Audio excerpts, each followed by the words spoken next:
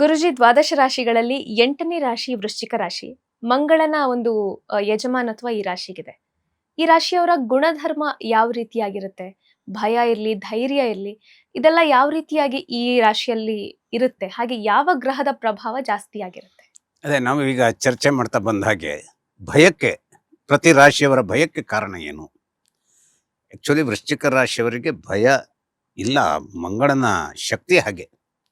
ಮಂಗಳ ಅಂದರೆ ನಮ್ಮ ಪರಂಪರೆಯ ಒಂದು ಕಥೆಗಳ ಪ್ರಕಾರ, ಅಂದರೆ ಆರ್ಷೇಯ ನಮ್ಮ ಭಾರತೀಯ ಪರಂಪರೆಯ ಕಥೆಗಳ ಪ್ರಕಾರ, ಪುರಾಣದ ಪ್ರಕಾರ ಈ ಮನೆಯ ಯಜಮಾನ ಕುಜ ಏನಿದ್ದಾನೆ, ಅವನು ದೇವತೆಗಳ ಸೇನಾನಿ, ಅಂದರೆ ಅವರ ಸೈನ್ಯಕ್ಕೆ ಸೇನಾನಿ ಅವನು.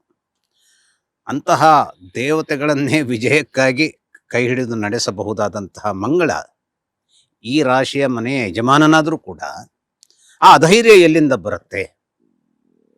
ಆ ಧೈರ್ಯ, ನಾನು ಶುಕ್ರನ ಸಂದರ್ಭವಾಗಿ ಹೇಳಿದಾಗ ಮಂಗಳನೇ ಇವರ ಭಯಕ್ಕೆ ಮೂಲ ಕಾರಣ ಆಗುವಂಥವನು. ಹೇಳಿದ ಹಾಗೆ ಇವರ ಅಧೈರ್ಯಕ್ಕೆ ಕಾರಣ ಆಗುವಂಥವನು ಶುಕ್ರ.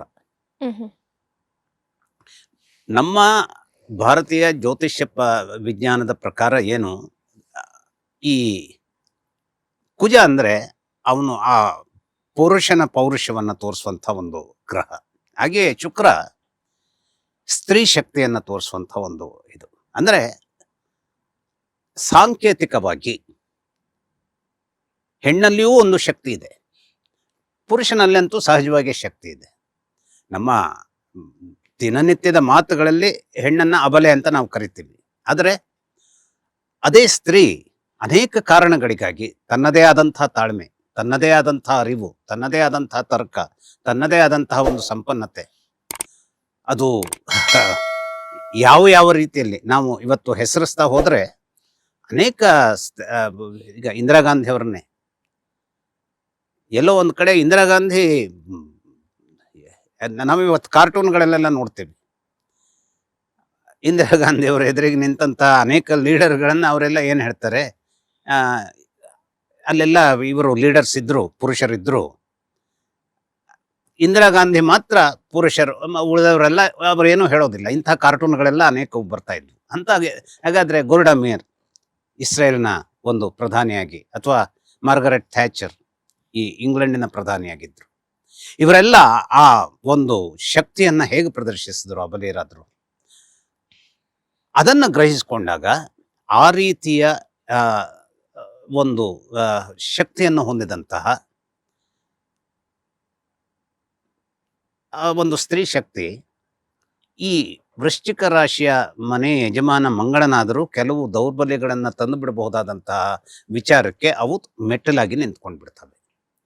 ಹಾಗಾದ್ರೆ ಮೆಟ್ಟಲಾಗಿ ನಿಂತ್ಕೊಳ್ಳುವಂತಹದ್ದು ಅಂದ್ರೆ ಏನು? ಒಂದು, ಮೂಲಭೂತವಾಗಿ ಶುಕ್ರ ತುಲಾ ರಾಶಿಯ ಯಜಮಾನನಾಗಿ ನಷ್ಟದ ಮನೆ ಯಜಮಾನ, ಹಾಗೂ 7ನೇ ರಾಶಿಯ ಮನೆ ಯಜಮಾನಾಗಿ ದಾಂಪತ್ಯದ ಮನೆ ಯಜಮಾನ. ಇಲ್ಲಿ ನಾವು ಸಾಂದರ್ಭಿಕವಾದಂತಹ ವಿಚಾರಕ್ಕೆ ನಾವು ನಿಂತು ಮಾತನಾಡುವಂತಹದ್ದಾದ್ರೆ,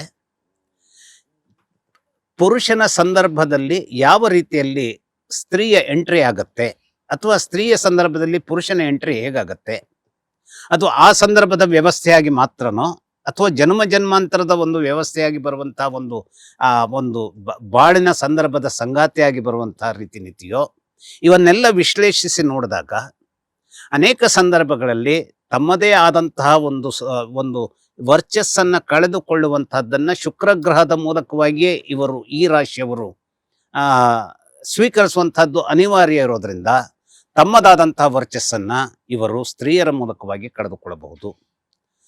ತಮ್ಮದಾದಂತಹ ಅನೇಕ ಆ ಒಂದು ಆರ್ಥಿಕವಾದ ಬಲಾಢ್ಯತೆಯನ್ನ, ಅಥವಾ ಜೀವನದ ಯಾವುದೇ ಸಂದರ್ಭದ ಗೆಲುವನ್ನ ಕೇವಲ ನಷ್ಟದ ಸ್ವರೂಪದಲ್ಲಿ ಹೋಗುವಂತಹ ಒಂದು ವಿಚಾರಕ್ಕೂ ಇವರು ಮುಂದಾಗಿ ಬಿಡಬಲ್ಲರು. ಹಾಗೆ ನಾವು ಅದನ್ನು ಯೋಚಿಸಬೇಕು. ಇದೇ ಹಾಗಾದ್ರೆ ವೃಶ್ಚಿಕ ರಾಶಿ, ಹೌದು, ವೃಶ್ಚಿಕ ರಾಶಿಯ ಸ್ತ್ರೀಯರಿಗೆ ಅದೇ ರೀತಿಯಲ್ಲಿ ಪುರುಷರು ಈ ರೀತಿಯಲ್ಲಿ ತೊಂದರೆ ಆಗಬಹುದು. ಹಾಗಾಗಿ ನಾವು ಈಶ್ವರನನ್ನ ಗಮನಿಸಿದಾಗ ಅರ್ಧನಾರೀಶ್ವರ ಅಂತ ಹೇಳ್ತೇವೆ. ಆ ಮಟ್ಟದ ಪೂರ್ತಿ ಶಕ್ತಿ ಇವರಿಗೆ ದೊರೆತಾಗ, ಅರ್ಧನಾರೀಶ್ವರನಾದಂತಹ ಶಿವನ ಶಕ್ತಿ ದೊರಕೋದು ಅಂತಂದ್ರೆ ಎಲ್ಲಿ?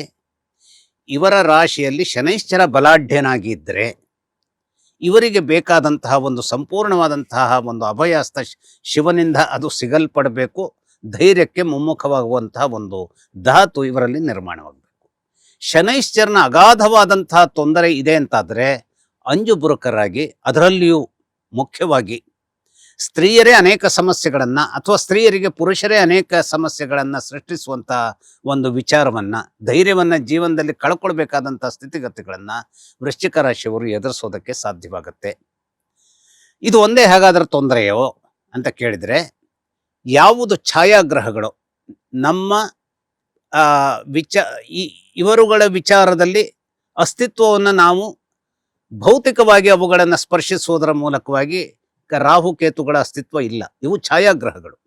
ಅಂದರೆ ಯಾವುದೋ ಚಲನೆಯಲ್ಲಿ ಹೋಗುವಂತಹ ಚಂದ್ರ ಮತ್ತು ಸೂರ್ಯರ ಸಂದರ್ಭದ ಆ ಚಲನೆಯ ಕಾರಣಕ್ಕಾಗಿ ಯಾವುದೋ ಒಂದು ಕಡೆ ಉತ್ತರದಲ್ಲೂ ದಕ್ಷಿಣದಲ್ಲೂ ಬೀಳುವಂತಹ ಕಪ್ಪು ಕತ್ತಲಿನ ಪ್ರದೇಶ, ಅದೇ ರಾಹುಕೇತುಗಳು. ಅದು ಅಲ್ಲಿ ಆ ಒಂದು ಗ್ರಹಗಳು ಇಲ್ಲ ಅವು, ಆದರೆ ಅವು ಶ್ಯಾಡೋ ಆಗಿ ಇದೆ. ಆದರೆ ಆ ಶ್ಯಾಡೋಕ್ಕೆ ಹಾಗಾದ್ರೆ ಶಕ್ತಿ ಇಲ್ವೋ ಕೇಳಿದ್ರೆ, ಅನೇಕ ರೀತಿಯ ತೊಂದರೆಗಳನ್ನು, ಅನೇಕ ರೀತಿಯ ಒಳಿತುಗಳನ್ನು ಅವು ನಿರ್ಮಾಣ ಮಾಡ್ಬೋದು. ಇದೇ ಇಲ್ಲಿರುವಂಥದ್ದು. ನಮ್ಮ ಜೀವನದ ಸಂದರ್ಭದಲ್ಲಿ, ಮನುಷ್ಯನ ಜೀವನದ ಸಂದರ್ಭದಲ್ಲಿ ಅನೇಕ ಸಲ ಯಾವುದು ಕಾಣ್ತದೋ ಅದು ಸುಳ್ಳಾಗಿರಬಹುದು, ಯಾವುದು ಕಾಣೋದಿಲ್ವೋ ಅದು ಸತ್ಯವಾಗಿರಬಹುದು.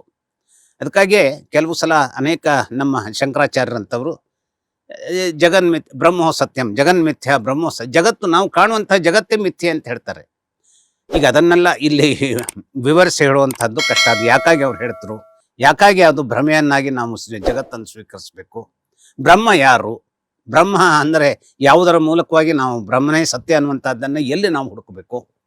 ಆ ಹುಡುಕುವಿಕೆ ಎಲ್ಲೂ ಬೇಕಾಗಿಲ್ಲ. ಕೇವಲ ಮಣ್ಣಾಗಿ ಇರುವಂತಹ ಈ ಮಣ್ಣು, ನಾವು ಹೇಳ್ತೀವಿ ಒಬ್ಬ ವ್ಯಕ್ತಿ ಸತ್ತಾಗ ಪಂಚಭೂತದಲ್ಲಿ ಲೀನವಾದ, ಮಣ್ಣಿನಲ್ಲಿ ಮಣ್ಣಾದ. ಹಾಗಾದ್ರೆ ಇದೇ ಮಣ್ಣಿನಲ್ಲಿ ಎಲ್ಲಿ ಬೆಳ್ಳಿ ಇದೆ, ಎಲ್ಲಿ ಚಿನ್ನ ಇದೆ, ಎಲ್ಲಿ ತಾಮ್ರ ಇದೆ, ಎಲ್ಲಿ ಕಬ್ಬಿಣ ಇದೆ, ಎಲ್ಲಿ ಅಲ್ಯೂಮಿನಿಯಂ ಇದೆ, ಎಲ್ಲಿ ಮಾವಿನ ಹಣ್ಣಿಗೆ ಬೇಕಾದಂಥ ಸಿಹಿ ಇದೆ, ಎಲ್ಲಿ ಸರ್ಪಕ್ಕೆ ಬೇಕಾದಂಥ ವಿಷ ಇದೆ, ಎಲ್ಲವೂ ಈ ಮಣ್ಣಿನಲ್ಲೇ ಇದೆ. ಹಾಗಾದ್ರೆ ಈ ಮಣ್ಣಿನಲ್ಲಿ ಯಾವ ರೀತಿಯಲ್ಲಿ ಅದನ್ನು ಇಟ್ಕೊಂಡಿದೆ? ಅದು ಕೇಳಿದರೆ ಇದೆಲ್ಲವೂ ಯಾವುದೋ ಒಂದು ಮಾವಿನ ಹಣ್ಣು ಅದಕ್ಕೆ ಬೇಕಾದಂಥ ಸಿಹಿಯನ್ನು ಮಾತ್ರ ಎಳ್ಕೊಳತ್ತೆ ಅಂತಂದ್ರೆ, ಇವನ್ನೆಲ್ಲ ಯೋಚಿಸ್ತಾ ಹೋದ್ರೆ ಇದು ಕೇವಲ ಭ್ರಮೆ ಇದು ಅನ್ನುವಂಥದ್ದಕ್ಕೆ ನಿರ್ಣಯಕ್ಕೆ ನಾವು ಬರ್ತೇವೆ. ಹಾಗಾದ್ರೆ ಇದೆಲ್ಲ ಭ್ರಮೆ ಅಲ್ಲ, ಏನೋ ಒಂದಿದೆ ಅಂತ ಹೇಳಿದ್ರೆ, ಇದನ್ನೆಲ್ಲ ನಿರ್ಮಾಣ ಮಾಡಿದಂಥ ಯಾವುದೋ ಒಂದು ಶಕ್ತಿ, ಅದು ಎಲ್ಲಿ? ಅದು ಅಕಸ್ಮಾತ್ತಾಗಿ ಆಕ್ಸಿಡೆಂಟ್ ಅಲ್ಲ, ಅದು ಏನೂ ಇಲ್ಲವ, ಶೂನ್ಯಮ. ಅದಕ್ಕಾಗಿ ನಮ್ಮವರು ಶೂನ್ಯಕ್ಕೂ ಒಂದು ಶಕ್ತಿಯನ್ನು ತುಂಬಿದ್ರು. ಶೂನ್ಯವೇ ದೇವರು. ಅಂದರೆ ಯಾವುದು ನಿರ್ಗುಣಾಯ ಗುಣಾತ್ಮನೆ, ಅಂದ್ರೆ ಅಲ್ಲಿ ಗುಣಗಳನ್ನು ಹುಡುಕ್ಲಿಕ್ಕೆ ಆಗೋದಿಲ್ಲ. ಆ ನಿರ್ಗುಣವೇ ಅಲ್ಲಿರುವಂತಹ ಒಂದು ಸಬಲವಾದಂತಹ ಗುಣ.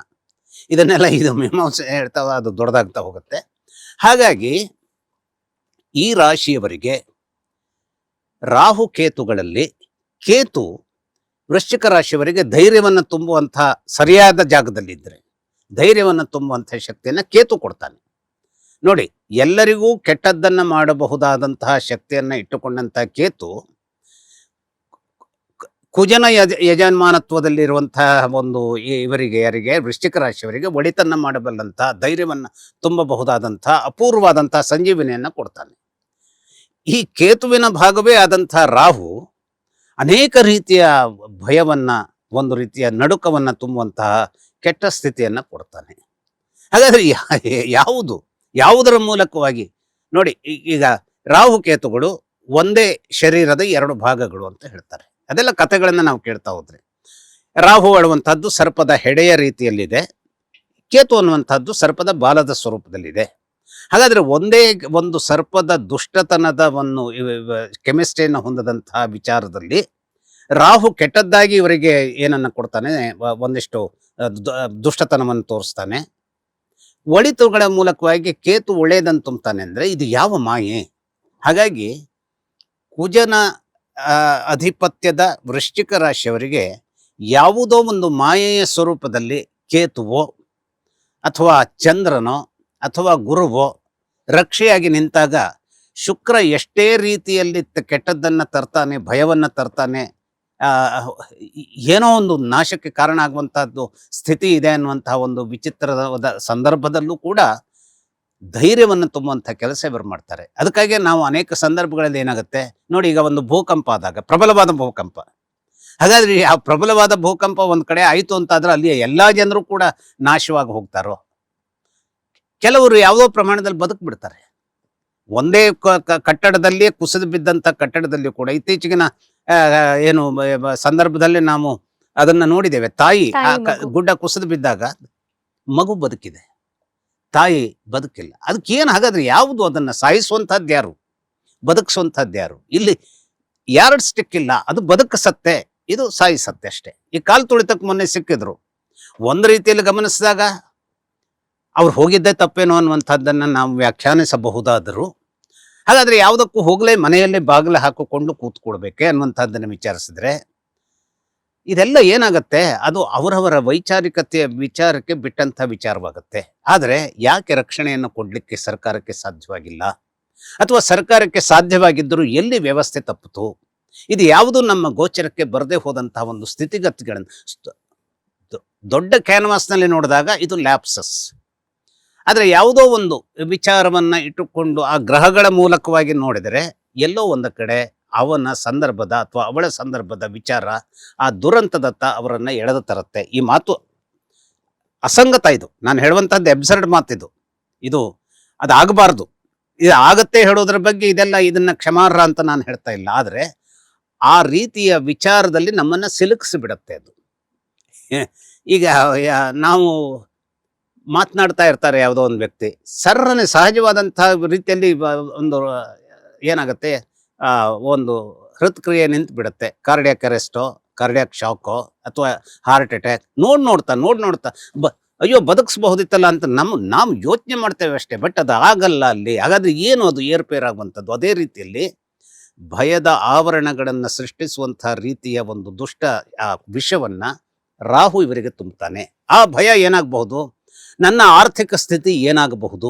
ಯಾಕೆಂದ್ರೆ ಇವರು ಯಾವಾಗಲೂ ವೃಶ್ಚಿಕ ರಾಶಿಯವರು ತಮ್ಮದೇ ಆದಂತಹ ನಾನು ಯಾವುದನ್ನು ಗೆದ್ದು ನಿಲ್ಲಬೇಕು ಅನ್ನುವಂತಹ ಒಂದು ದಾರ್ಢ್ಯತೆ, ಆದರೆ ಆ ಸಂದರ್ಭದ ವಿಶಿಷ್ಟ ಕಾರಣಗಳಿಗಾಗಿ ಆ ಒಂದು ದಾರ್ಢ್ಯತೆಯನ್ನು ತೋರಿಸ್ಲಿಕ್ಕೆ ಸಾಧ್ಯವಾಗೋದಿಲ್ಲ.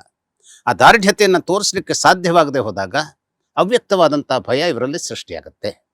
ಈ ಅವ್ಯಕ್ತವಾದಂಥ ಭಯ ಸೃಷ್ಟಿಯಾದ ಮೇಲೆ ಭಯ ನಮ್ಮ ಅನೇಕ ಕ್ರಿಯಾಶೀಲತೆಯನ್ನು ನಾಶ ಮಾಡುತ್ತೆ. ಈಗ ಅನೇಕರಿಗೆ ಇವತ್ತು ಪೊಟೆನ್ಷಿಯಲ್ ಆದಂಥ ಎಷ್ಟೋ ಅದ್ಭುತವಾಗಿ ಬುದ್ಧಿವಂತರಾಗಿರ್ತಕ್ಕಂಥ ಅನೇಕ ವ್ಯಕ್ತಿಗಳು ಸ್ಟೇಜಿಗೆ ಹೋದಾಗ ಮಾತಾಡ್ಲಿಕ್ಕೆ ಆಗೋದಿಲ್ಲ ಅವರಿಗೆ. ಎಷ್ಟಿದೆ ಅವರಿಗೆ ಪೊಟೆನ್ಷಿಯಾಲಿಟಿ ಅಂದರೆ ಅವರು ಯಾವ ವಿಚಾರವನ್ನು ಅತ್ಯಂತ ಅದ್ಭುತವಾಗಿ ಹೇಳಬಹುದಾದಂತಹ ಜ್ಞಾನವನ್ನು ಹೊಂದಿದವರು. ಅವರಿಗೆ ಹಾಗಾದ್ರೆ ಎಲ್ಲಿ ಶನೈಶ್ಚರ ಅವರಿಗೆ ತೊಂದರೆ ಕೊಡ್ತಾನೆ? ಆ ಒಂದು ವಾಕ್ ಸ್ಥಾನಕ್ಕೆ ಶಕ್ತಿಯನ್ನು ಕೊಡೋದಕ್ಕೆ ಸಾಧ್ಯವಾಗದೆ ಹೋದಂತಹದ್ದನ್ನ ಶನೈಶ್ಚರ ನಿರ್ಮಾಣ ಮಾಡ್ತಾನೋ, ಗುರು ನಿರ್ಮಾಣ ಮಾಡ್ತಾನೋ, ಕೇತು ನಿರ್ಮಾಣ ಕೆಲವು ಸಂದರ್ಭಗಳಲ್ಲಿ, ಎಲ್ಲ ಸಂದರ್ಭಗಳಲ್ಲೂ ಕೇತು ಇವರಿಗೆ ಕೆಟ್ಟವನಲ್ಲ, ರಾಹು ನಿರ್ಮಾಣ ಮಾಡುತ್ತೋ, ಇವೆಲ್ಲ ಆ ಸಂದರ್ಭದ ಕೆಲವು ವಿಚಿತ್ರಗಳಾಗಿ ನಿಲ್ಲುವಂತಹ ಶಕ್ತಿ ಅಥವಾ ದೌರ್ಬಲ್ಯದ ಮೇಲೆ ನಿಂತಿರುತ್ತೆ. ಹಾಗಾಗಿ ವೃಶ್ಚಿಕ ರಾಶಿಯವರು ಇವತ್ತು ಏನೇ ಆಗಲಿ ನಾನು ಹೋಗಿ ಇದನ್ನ ಖಂಡಿತವಾಗಿ ಮಾಡ್ತೇನೆ ಹೇಳುವಂತ ಆ ನಂಬಿಕೆ ಒಂದೇ ಕೆಲವು ಸಲ ಹೊರಡ್ತಾರೆ. ಅವರ ಆ ನಂಬಿಕೆ ಹೇಗಿರುತ್ತೆ ಅಂದ್ರೆ, ಕೆಲವರು ಆ ಧೈರ್ಯದಿಂದ ಬಂದಾಗ ಎದುರಾಳಿಯ ಏನು ಹೃದಯ ಒಂದು ರೀತಿಯ ವಿಚಿತ್ರವಾದ ಭಯದಲ್ಲಿ ಕಂಪಿಸುತ್ತೆ. ಇವತ್ತು ಕ್ರಿಕೆಟ್ನಲ್ಲಿ ಯಾವುದೋ ಒಬ್ಬ ಕೆಲವು ವ್ಯಕ್ತಿಗಳು ಎಂಥ ಸಂದರ್ಭದಲ್ಲೂ ಲೀಲಾಜಾಲವಾಗಿ ಆಡಬಹುದಾದಂಥವ್ರು.